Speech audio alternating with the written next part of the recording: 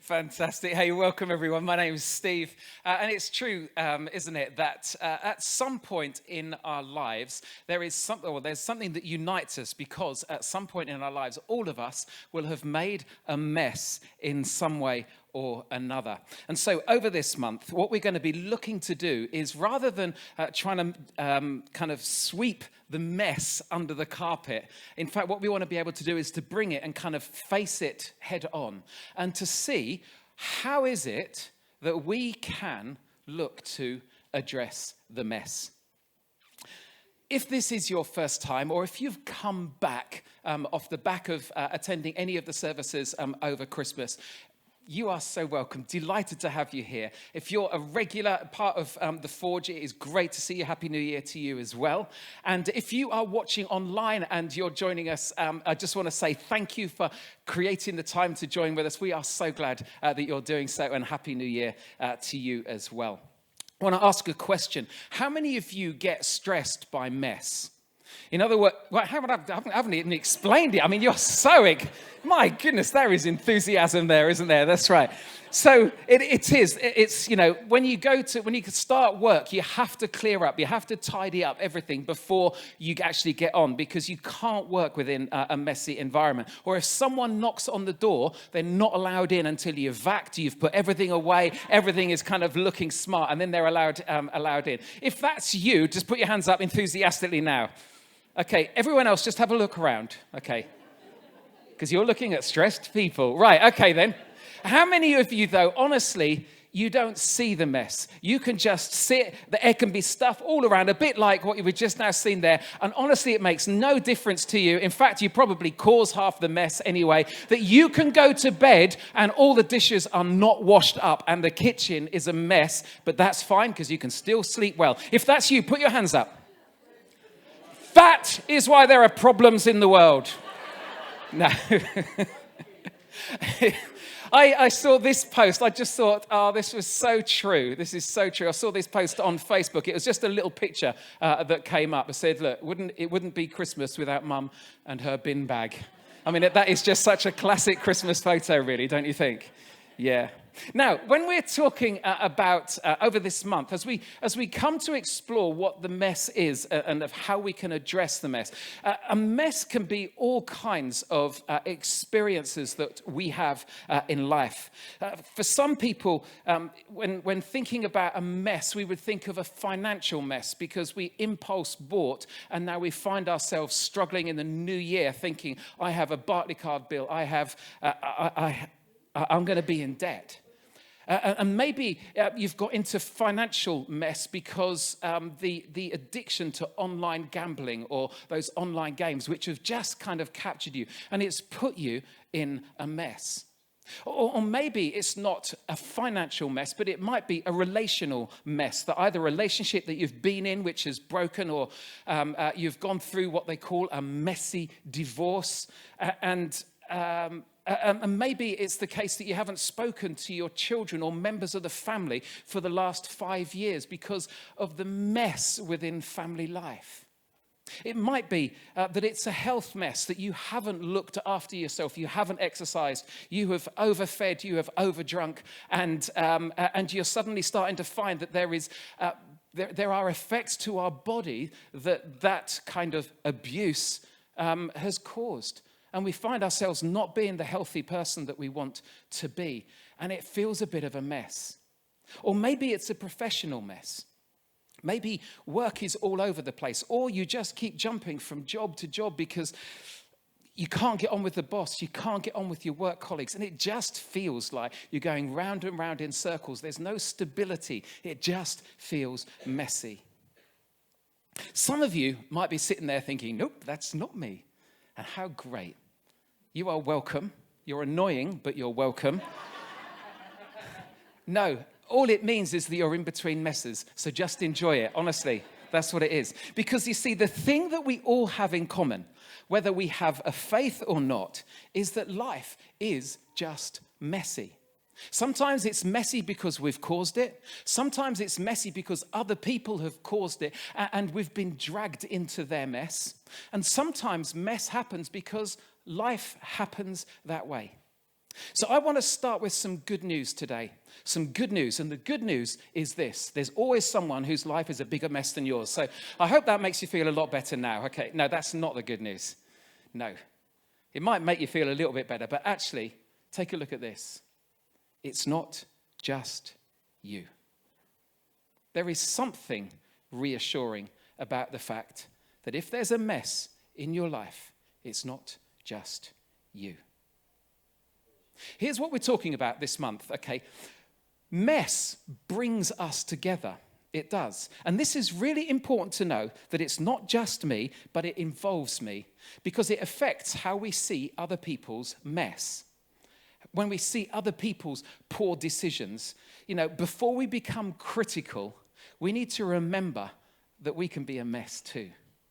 And when it comes to people's lives that are messy around us, we should be listeners. We should be curious. We should not be critics in those situations.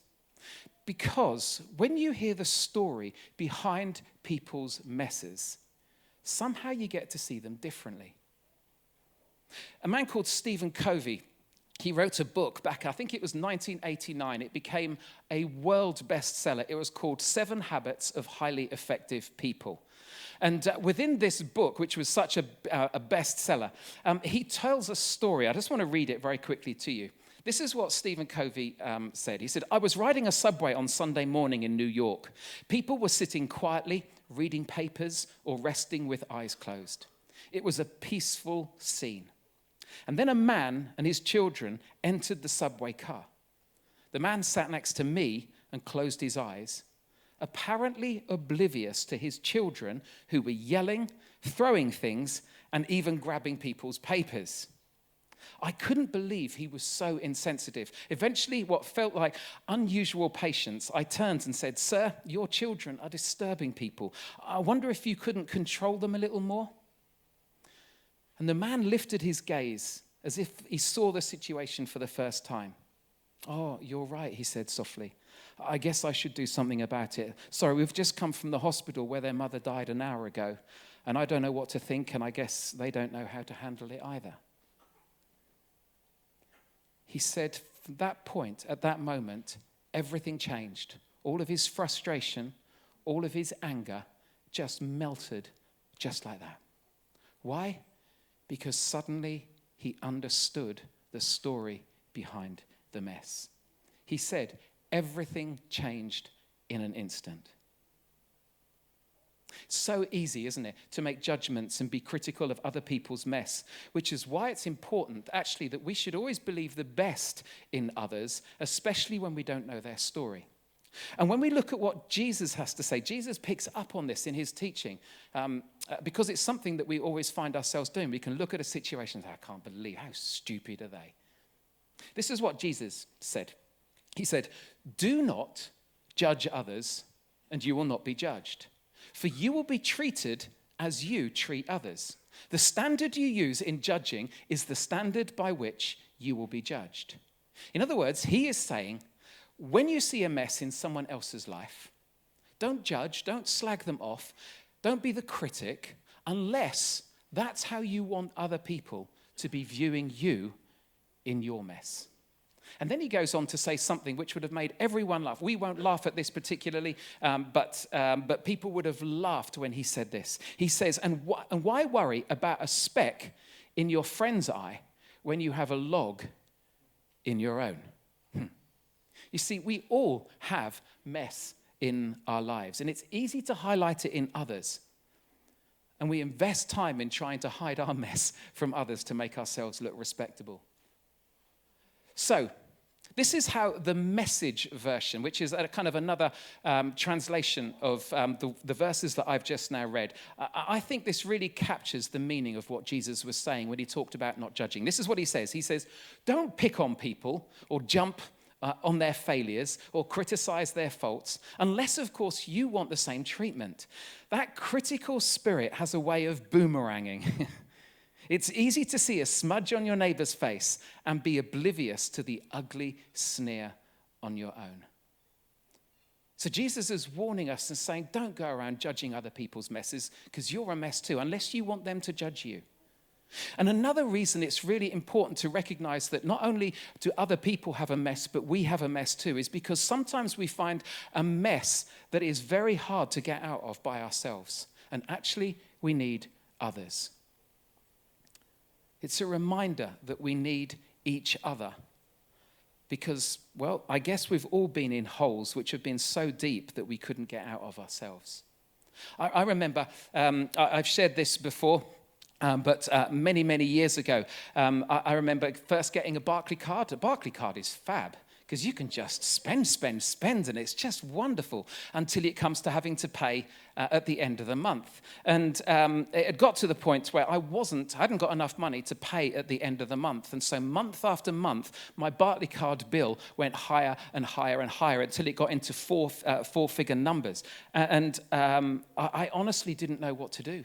I was completely stuck, and every time the interest added to my kind of the debt on the card grew bigger and bigger.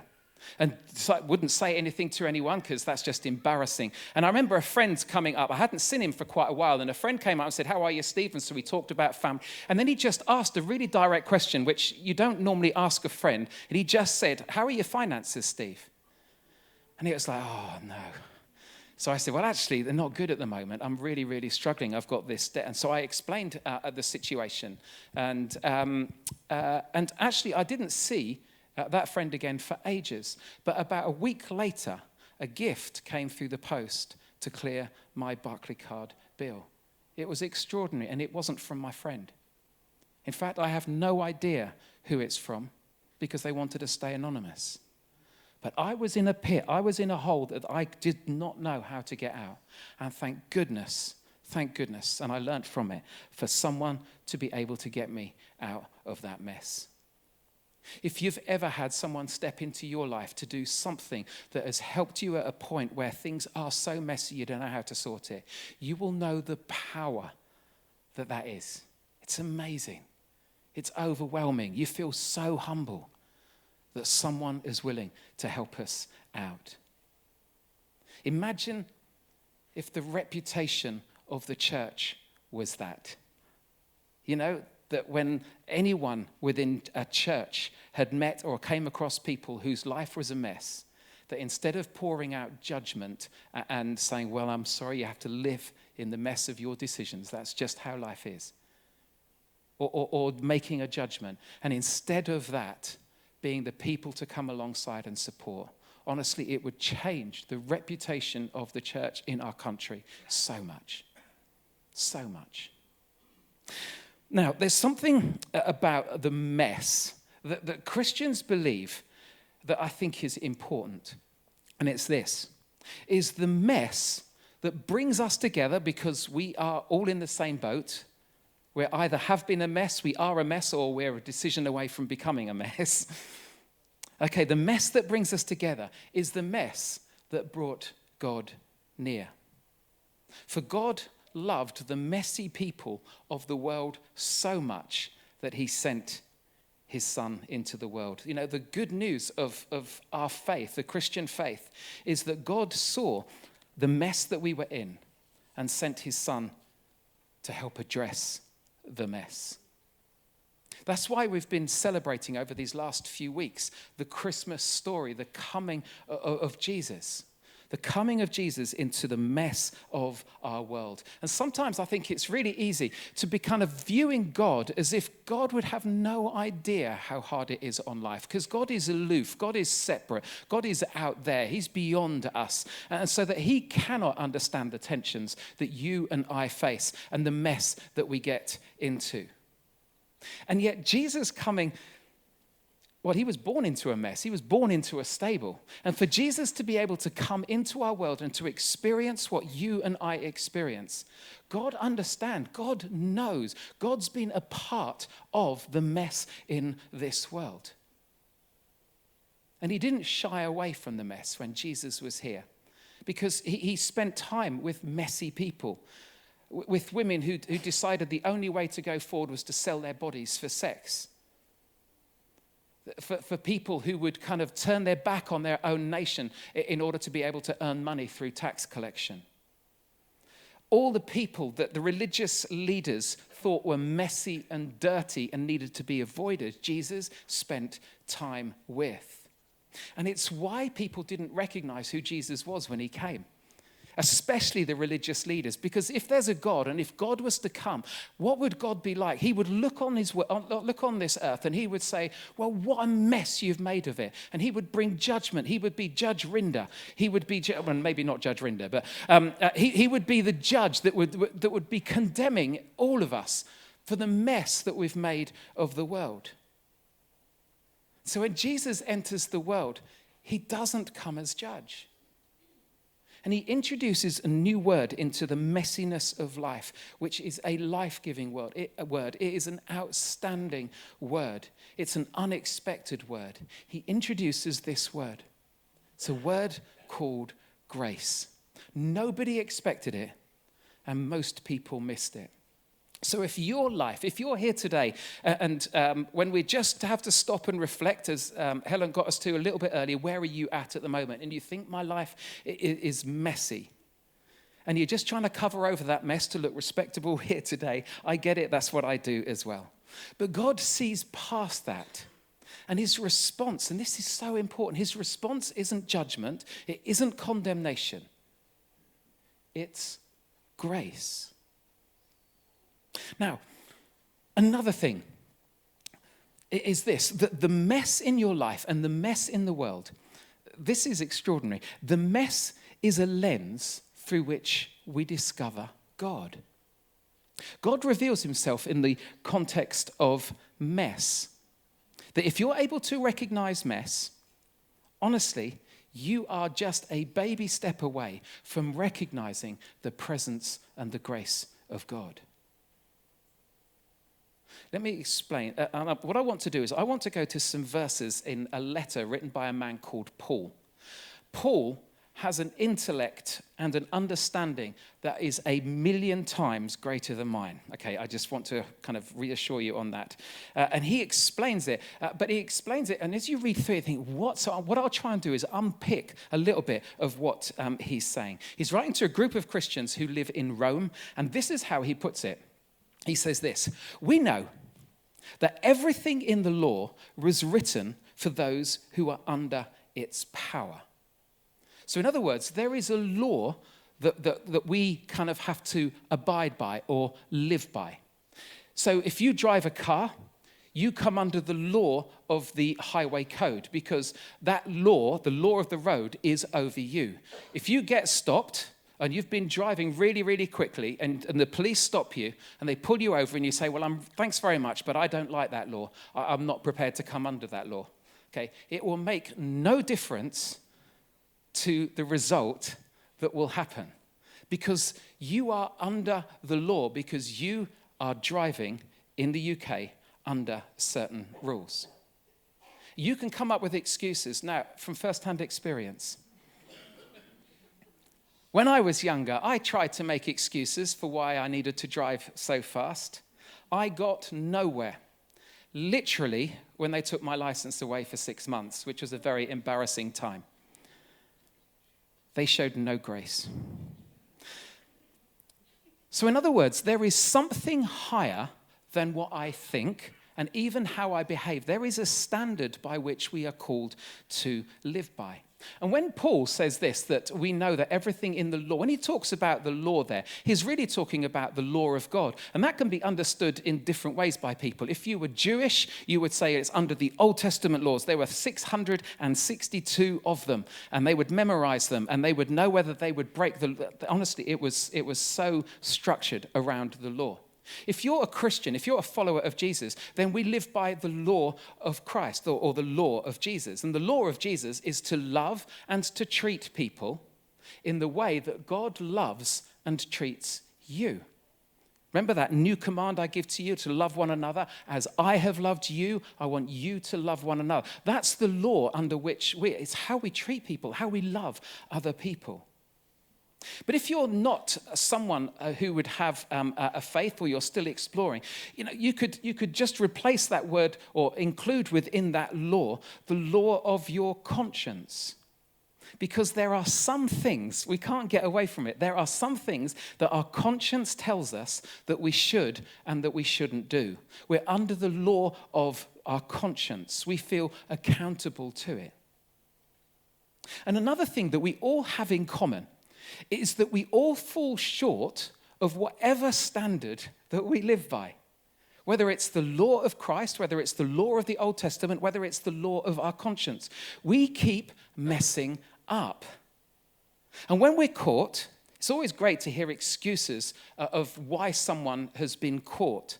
If you go to a primary school, you'll hear all kinds of answers of why they've done certain things, But as adults too, if we ever get caught for doing something wrong, there are all kinds of justifications that take place in our heads. And one of those justifications is this: well, I tried really hard, and normally I do it, but I just didn't do it this time. I'm really sorry. Hey, nobody's perfect. Nobody's perfect. And when we say, or when we think something like that, nobody's perfect, we're acknowledging something huge. We are acknowledging something so big that is often missed. Because what we are saying is there is a perfect that nobody is. That's what we're doing, aren't we?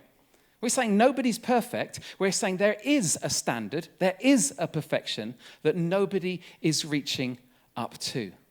There's a morality, there's an ethic, there's a law that you know exists, but you keep falling short of it.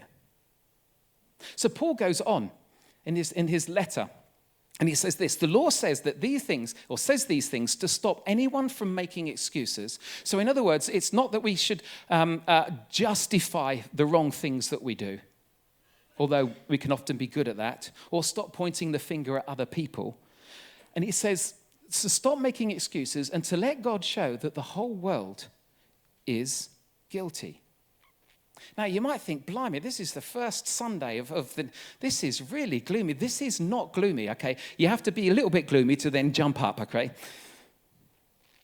The good news is that the point of this struggle, that sense of guilt, isn't to make us feel bad and to give up, nor is it to make us to try harder to become more perfecter or to become perfect people.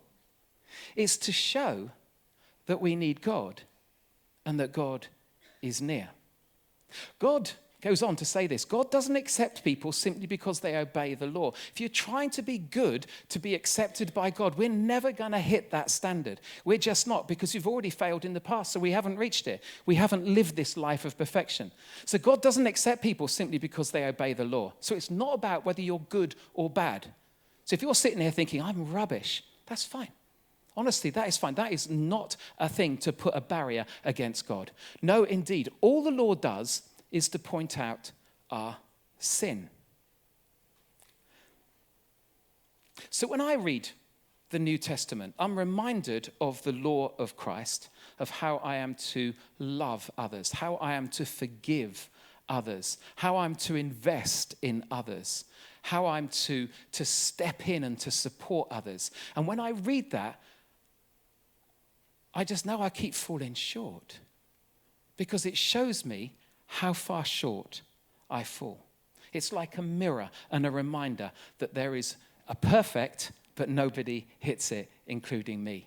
And then 3 verses later, Paul just sums it up really simply. I had to learn this when I was about 5 years old. Such a positive verse. All of us have sinned, okay, the nice Bible verse, a Bible name there kind of for that mess. All of us have sinned and fallen short of God's glory. The reason that we recognize a mess when we see one is because every mess has a reference point. It does. Every mess has a reference point. The reference point for the mess that we create is called unmess. So in other words, we know what a marriage, a really strong, good marriage should look like. We know how we should behave. We know how we should handle our finances. We know we should escape that habit or that addiction that we have. And Paul is making this point, and he's saying this, that awareness of our messes awaken us to something outside of us to which we're accountable. Becoming aware that I can't keep my own standards as I nibble away at more chocolates in the evening and I'm saying I want to lose weight. If I can't keep my own standards, let alone God's standards and God's expectations, it usually leads us to try harder and harder and get frustrated because we can't make it. And Paul says no.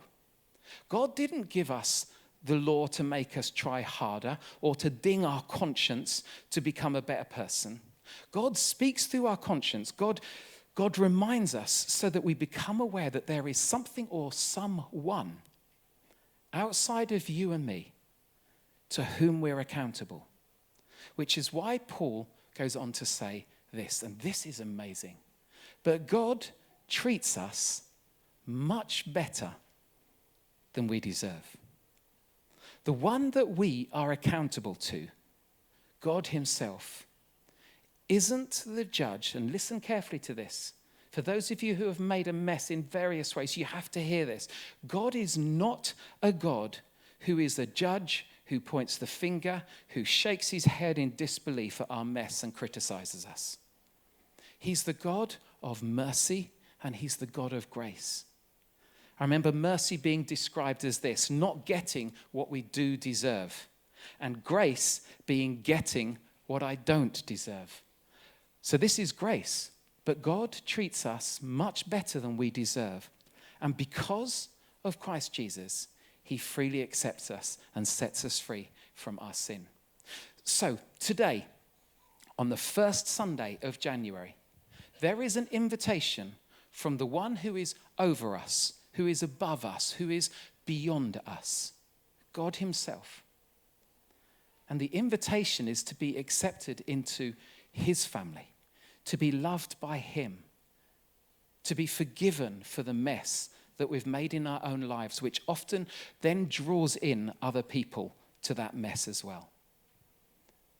And how can God do that?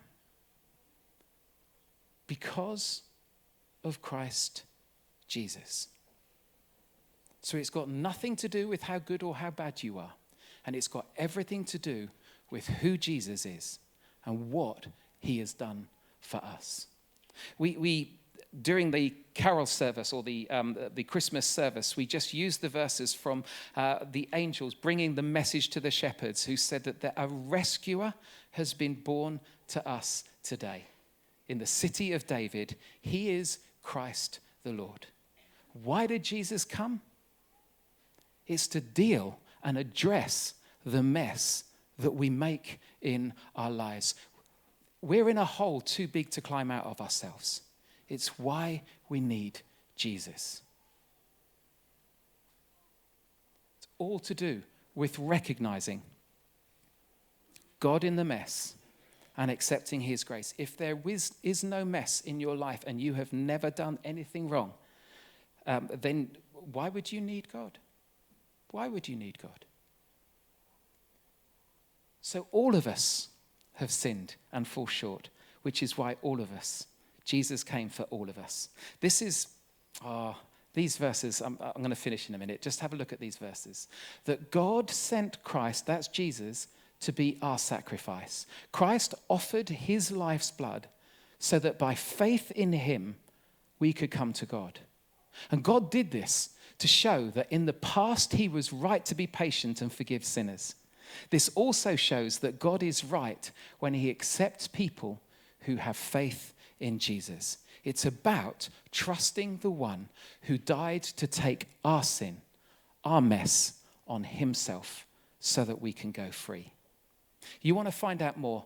We're running an Alpha course. It's starting on Wednesday. We will explore this more. And rather than it being a monologue of me standing here and you having all kinds of questions and thinking, Bluminette, why can't I? What does he mean by that? It just gives a great environment to ask and talk through all of those questions.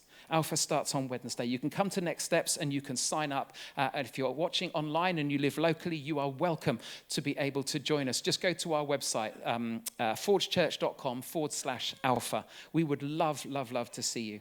But for those of you here who have already experienced that relationship, that grace and forgiveness, I want to challenge you to do something this week. When you come across someone this week who's in a bit of a mess, okay, whether it's a drunk outside a shop or a work colleague who comes back after this weekend and starts telling stories of the destruction of their decisions that they made or how much they drank. Or if it's a family member who's making some really poor decisions. Instead of judging and instead of criticizing, I want you to say something to yourself, okay? And I want you to say this: I know a mess when I see one because I am one. To be that reminder that every time I judge someone else, I'm opening myself up to be judged by others. Because unless you're perfect, there's still a bit of a mess in you and in me. And that will remind us to be less critical, to be more open. And maybe we can even start to ask some backstory of people, which will build a love and a compassion for people in ways beyond what we can ever imagine. So, if you're still searching and wondering what this God thing is about, come to Alpha. Come and talk to me afterwards. I'd love to pray. If you would want to say today, I want to receive Jesus. I want to know what it is to be forgiven for the mess in my life. I would love to pray with you. Honestly, I would. It would make my day. It would make my year. But if you're not ready for that, then come to Alpha. But if you are already a follower of Jesus and there's still that mess, let's not judge others, but let's just say, I know a mess when I see one because I am one. Let me pray. God, I'm so grateful. I'm so grateful for that word grace, which says that we get treated much better than we ever deserve. Lord, thank you that we can sing the songs as we were doing earlier and what we're going to do now about you, and we can do it with confidence because it's not down to how good or how bad we are or how big a mess we're in. But because of what Jesus has done, we can know forgiveness. We can know a power within to help us to make wiser choices going forward. But knowing that we can be part of your family, loved and accepted by you. Thank you for grace. Thank you for Jesus. Thank you for the hope that you can bring in our mess. In Jesus' name, amen.